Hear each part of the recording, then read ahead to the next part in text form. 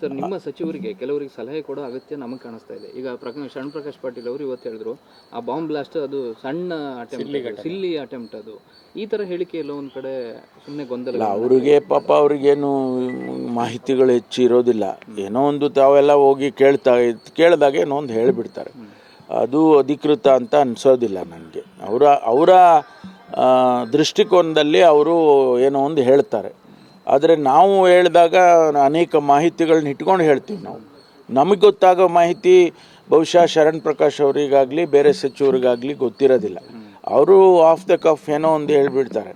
ಅದನ್ನು ನಾವು ಅಧಿಕೃತ ಅಂತ ತಗೊಳ್ಳೋದಿಲ್ಲ. ನಾವು ಮುಖ್ಯಮಂತ್ರಿಗಳಾಗಲಿ, ನಾನಾಗಲಿ, ಇಲಾಖೆ ಆಗಲಿ, ನಮ್ಮ ಉಪಮುಖ್ಯಮಂತ್ರಿಗಳಾಗಲಿ ಹೇಳಿದಾಗ ಒಂದಿಷ್ಟು ಜವಾಬ್ದಾರಿಯಿಂದ ಹೇಳ್ತೇವೆ. ಸರ್, ಬಿಜೆಪಿ ಹೇಳ್ತಾರೆ FSL ರಿಪೋರ್ಟ್ ಬಂದಿದೆ, ಸರ್ಕಾರ ಮುಚ್ಚಿಡೋ ಪ್ರಶ್ನೆನೇ ಬರೋದಿಲ್ಲ ರೀ. ಯಾಕೆ ಮುಚ್ಚಿಡ್ತೀವಿ ಹೇಳಿ ನನಗೆ. ಅವರು BJP ಅವರು ನೋಡಿ, ಅವ್ರು ಇರ್ಬೋದು, ಅವರೆಲ್ಲ ಏನೇನು ಮಾಡಿದ್ದಾರೆ ಅವ್ರ ಕಾಲದಲ್ಲಿ ಅನ್ನೋದನ್ನೆಲ್ಲ ನಾನು ಹೇಳಕ್ಕೆ ಹೋಗೋದಿಲ್ಲ. ಈಗ ಹೇಳಿದರೆ ಸುಮ್ಮನೆ ರಾಜಕೀಯ ಆಗುತ್ತೆ. ಅವರ ಲೆವೆಲ್ಲಿಗೆ ನಾನು ಹೋಗೋದಿಲ್ಲ. ನಿಮ್ಮ ಉಬ್ಬಿದ ರಕ್ತನಾಳಗಳ ಸಮಸ್ಯೆಗೆ ಎವಿಸ್ ಆಸ್ಪತ್ರೆಯಲ್ಲಿ ಕೇವಲ 30 ನಿಮಿಷದ ಲೇಸರ್ ಚಿಕಿತ್ಸೆಯೊಂದಿಗೆ ಮುಕ್ತಿ ಹೊಂದಬಹುದು. ಹೆಚ್ಚಿನ ವಿವರಗಳಿಗಾಗಿ ಸಂಪರ್ಕಿಸಿ 8088837300. ಆಯ್ತಪ್ಪ, ಮಂಗಳೂರಲ್ಲಿ ಕುಕ್ಕರ್ ಬ್ಲಾಸ್ಟ್ ಆಯಿತು, ಯಾರಿದ್ರು ಅಧಿಕಾರಕ್ಕೆ? 2008ರಲ್ಲಿ ಸಿರೀಸ್ ಬ್ಲಾಸ್ಟ್ ಆಯಿತು ಬೆಂಗಳೂರು ಸಿಟಿಯಲ್ಲಿ, ಯಾರಿದ್ರು ಅವಾಗ ಅಧಿಕಾರದಲ್ಲಿ?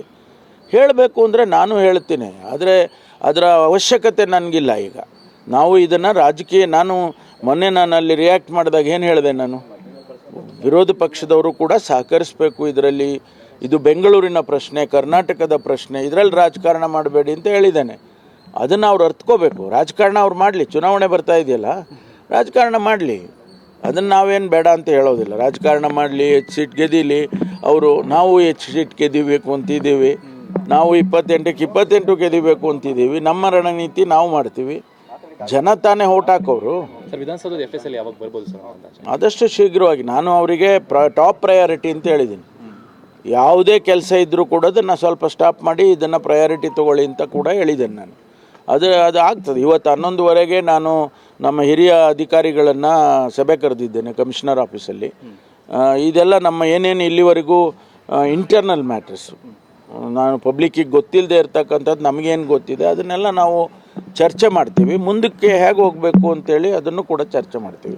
ನಿನ್ನೆ ಮುಖ್ಯಮಂತ್ರಿಗಳು ಕೂಡ ಸಭೆ ಮಾಡಿದರು, ಅವರಿಗೂ ಕೂಡ ಬ್ರೀಫ್ ಮಾಡಿದ್ದೇವೆ.